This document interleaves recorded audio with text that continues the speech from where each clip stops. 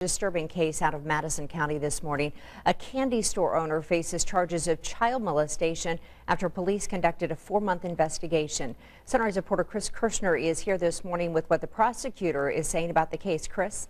Yeah, good morning, Julia. Former customers, first of all, described William Galloway as just a bit off and said he would take photos of the kids who came into his store and post them on the wall. Still, no one may have expected the kind of charges he now faces. After an investigation that's lasted several months, the Madison County prosecutor charged the 67-year-old with child molestation, child exploitation, and possession of child pornography. His arrest came after a raid of his old-fashioned candy shop on Main Street, where they also gathered evidence. The case dates back to 2008, but it all came to light in August when one of the victims ended up in the hospital. She talked to investigators, and now the prosecutor has a warning for parents.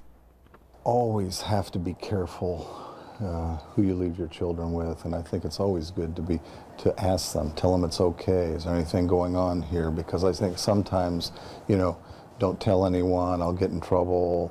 Don't tell your parents, don't call the police. A lot of that, and there's guilt and fear that associates these kind of issues with the victims. And I think parents just have to have a close enough relationship and communicate with their children enough that let them know it's okay to talk about these things.